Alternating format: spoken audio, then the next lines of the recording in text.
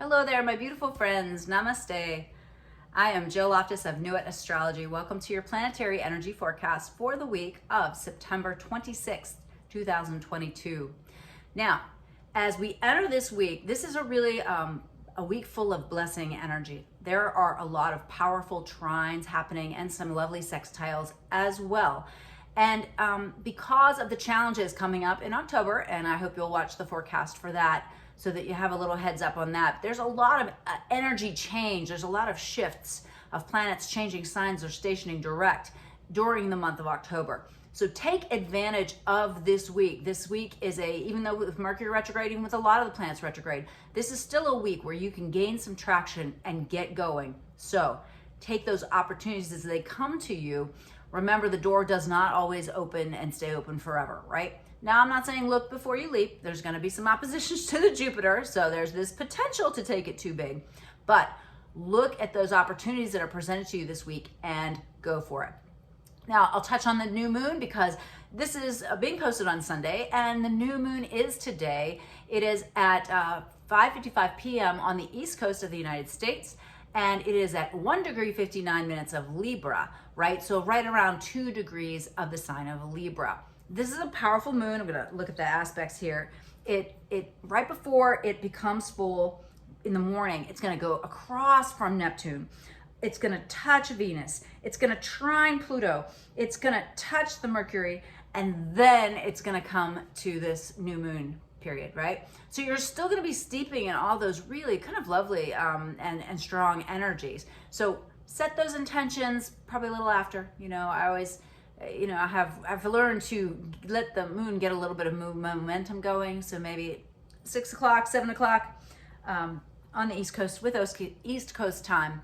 Go ahead and have those rituals, set those intentions for the Libra area, the very early degrees of Libra in your chart. Now, if you're not sure what that is, it's a fabulous new moon for setting intentions around collaborations, partnerships, love. If you want to have if you want to get married, if you want to have a long-term relationship, if you want to have a committed relationship, this is a marvelous moon for setting those intentions, really manifesting that to the world.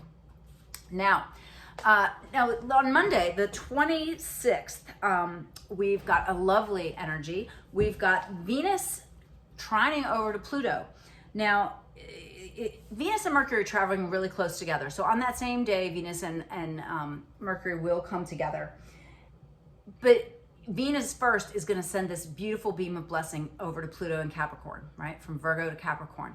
And then as we move through into the next day, Mercury is going to send that beam over there too. So think about that energy in Virgo, discerning, helping, healing, analytical, really figuring things out, right?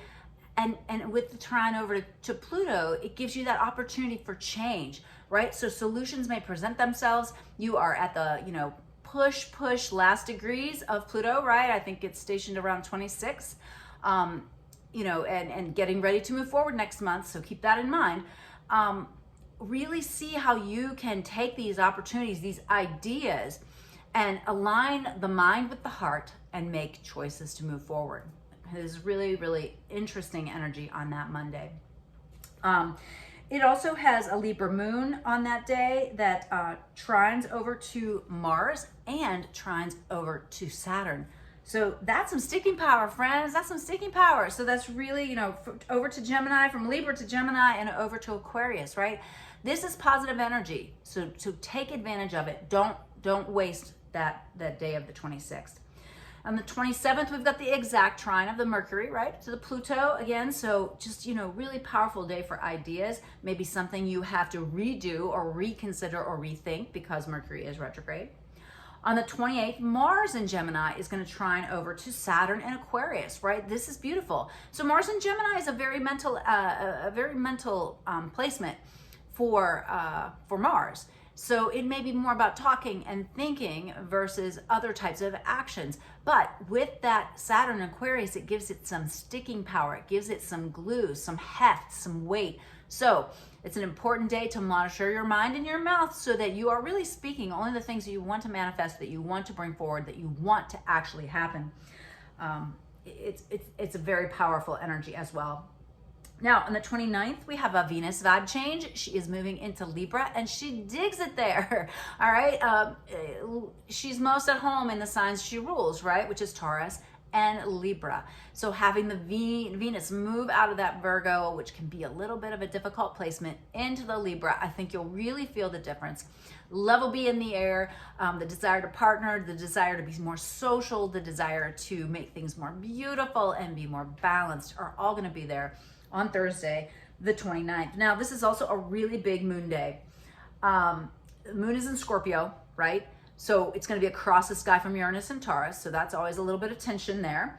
It's going to touch the South Node. Also, you know, a little bit difficult, right? A lot of motionality around that Scorpio area of life.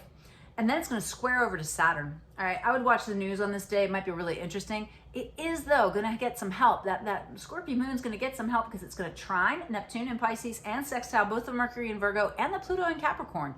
That's a lot, right? That's a lot of energy. So, you know, there's going to be a long-standing opposition of the Mercury across the sky from Neptune. It's going to be about from the 29th to October 5th, while Mercury's across the sky, right? Trying to still move through the retrograde. But the blessing beams will be sent over to Pluto, right? And so you have to really watch delusion, confusion, watch brain fog, or just this feeling that I can't go where I want to go or get traction, because Pluto in Capricorn is going to be showing you the way out, right? It's going to be gifting you with that back door to find the way. So look for that in your life. Yeah, I think of I was just looking at the blog I wrote, this Mercury square Neptune. I think of it, if you've ever seen the Two of Swords in tarot, it's like, I don't want to know, right? No, you want to know. Information is power. All right. Now we have on the 30th, we have the Sagittarius Moon, and it is blessing up Venus in Virgo. It is sending beautiful beams to Jupiter in Aries and the Sun in Libra. Okay, so sextiles to a couple, trines, trine to the Jupiter. This is fantastic. Now, this again is, you know, Sagittarius energy is the philosopher. They want to learn, study, great for linguistics, for language. Schedule the trip, right? Although watch, because Mercury is retrograde, but you know, things around Sagittarius ideals or wherever Sagittarius is in your chart will get a boost. Now, Saturday is October 1st, rabbit, and it is a challenging day only because, I mean, there's some blessings for the moon, which is going to still be in Sagittarius, but we're going to have Venus right across the sky. Remember, she just moved into Libra, so now she gets to stand across the sky from Jupiter. And so there might be a push-pull with love, with relationships, wherever the Aries and Libra sectors of your chart are. There could be this desire that seems to be blown up in some way, but not working, right? It gets bigger. You're really feeling it. Oh, I want, whatever. But, you know, remember, Jupiter is also retrograde, right? So some of these themes might be coming back up. I totally see this energy as being like you hear from all the exes, not just because of Mercury retrograde, but because of Venus is standing across the sky from Jupiter, right? All right. Now, on the moon also is going to square over to Neptune and to Mercury on the 1st. So caution flag up on that. You know, you want to be a little bit more careful. It's also going to oppose Mars. Sorry, I forgot to mention that. It has a nice little sextile to the Saturn, but all in all, this is a moon that is, I think, challenging, but positive for high vibrational Sagittarius things. I think that was not very clear, and I apologize. I hope that made sense to you. All right, then on the 2nd, woohoo! Mercury goes direct. Now, remember, it doesn't get traction, doesn't get all the way out of the shadow until around the 16th of the month. So begin to dip your toe very carefully back into the mercurial things, but it's going to begin to move its way back forward through those last degrees of Virgo. I believe it's at 24, and then we'll progress back into the sign of a Libra. Now, this Mercury, or the moon, I apologize. The moon will be in Capricorn on this day, on the 2nd, and it's going to square Jupiter, square Venus, and square the sun, okay? that's kind of some heavy vibes, right? So there might be some responsibility that comes up, or just a general idea, a general feeling that things are just a little more work, a little bit more effort. So watch that, especially if you are a Cancer, Cancer sun, Cancer rising, you ride the waves of the moon, literally. And so that can be a lot. The other thing I want to mention is that as we get into October, we've got the almost exact, but not quite, square between Saturn and Uranus. I know you're like, wah, Joe, you keep talking about that. But seriously, both get to 18 degrees to engage in the square. Now it doesn't perfect by the minute, but you're still gonna have this tension. And from the Aquarius to the Taurus area of your life, and it will be themes that came up.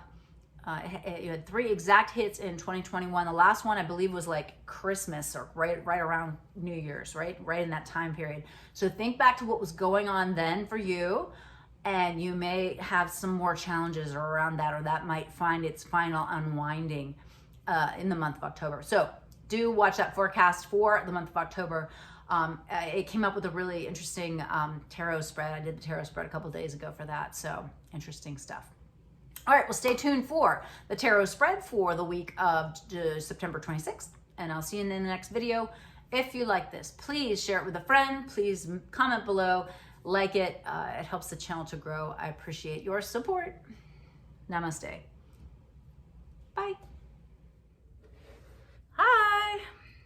So this is going to be our our Isis Lotus tarot spread for the week of September 26th, 2022. This spread indicates 2 different ways to handle the energy, which I really dig the idea of having options or having it unfold and, 2 great potentialities, or maybe one is a pitfall and one is a better version. All right, let's keep going here. Okay. Alrighty. So the first card is the basic influence of the past. What has been happening and where you're starting out. And it's the Page of Cups. So Page of Cups energy is like really wanting to feel emotionally filled up and emotionally happy and healthy. And it's like this joyful, youthful energy. It's like, oh, wow. That really, just really makes my heart feel good. So that must be what we're seeking. Present environment, you, the star. Now the star is a symbol that relates to healing. It relates to kind of pulling things together after the tower. This comes after the tower. The star is about shining and really recognizing your needs, your desires, and what it is that you want.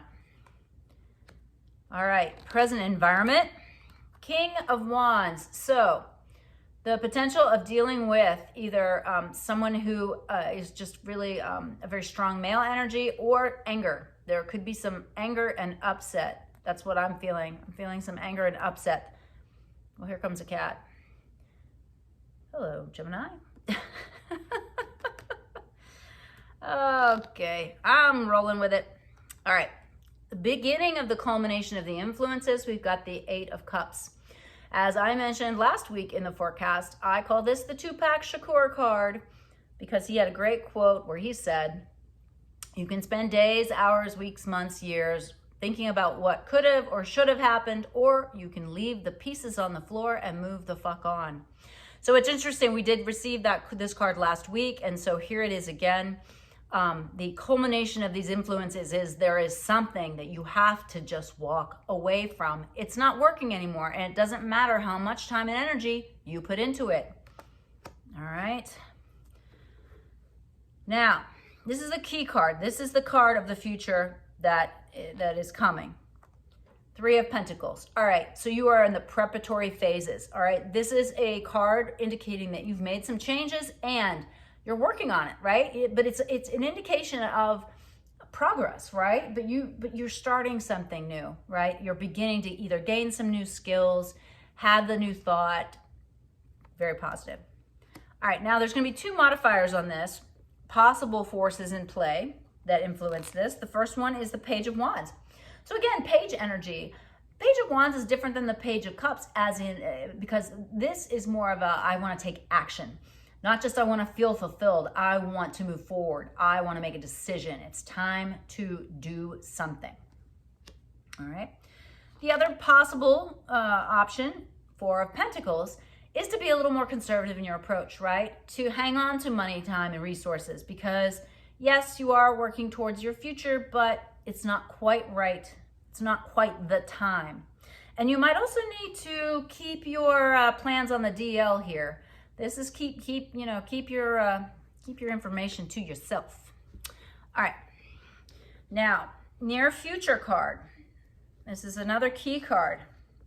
Ooh, Ten of Pentacles, nice. So abundance coming your way. Boy, I feel like, I wonder if this is the October one. I'm trying to remember. The Ten of Pentacles is wonderful. Information is coming your way, or resources, energy, positive support. You have what you need. This is a wonderful card. That's good news. All right. The modifiers. On the Page of Wands side, we have the Nine of Wands, which says, keep pushing, don't give up. Go, go, go, go. All right, on the other side, we've got the Knight of Wands. So this is a really more impetuous energy. This also could be a little more anger, a little more grr, a little more upset. Remember, we got the King of Wands back there as the present environment, right? So here you are, like kind of keeping things on the DL. You know you have what you need, but here's this other card of potential anger coming. I'm excited to see what comes with this. So let's keep going. So over here with the Nine of Wands, we have the Eight of Swords.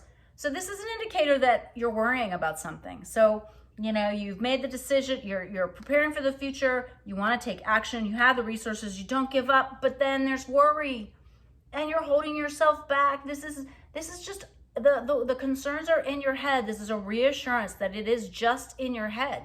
You do not have real obstacles. They are in your mind. Now over here with the Knight of Wands, we have the Five of Wands. I was afraid of this. Yeah, so Five of Wands is arguments. So this could be internal or external, all right? And so this could be part of the reason why this one way that this energy could work out this week is that you're starting something, you walk away from something, starting something new, and you keep these plans to yourself. You know, good things happen, but then there's some trouble. So it could be also anger, upset with a younger man or male. Could be a son. And there's some potential for argument here. So caution flag goes up. All right, let's see what these other last two solutions and progressions are. All right, so on this side, we've got Ten of Cups. I feel like we keep getting this card, y'all. Is that true? Ten of Cups, happy family. You're securing a stable home environment that fulfills you. Beautiful. On this side, we have the Moon. This is an indicator that there's more going on than you know. You do not have all the facts. You do not have all the information. And so if this is the way your week starts to progress, keep in mind you are only scratching the surface, so slow it down because you don't know everything you need to know. All right. Now, over here with the Ten of Cups, I've got the Page of Swords. This is an indication of some potential problems with a child or a person who is acting childish. So I'm thinking that this is at home because this home card came up, right? So you've got to watch this new progression. You're moving forward, right? You're going for it. You're getting what you want, and then there might be somebody who rains on your parade for a little bit. But this is it's a page energy, right? So you can handle that, right? You're grown. You can handle a childish person. All right, over here paired with the Moon, we've got the Hangman.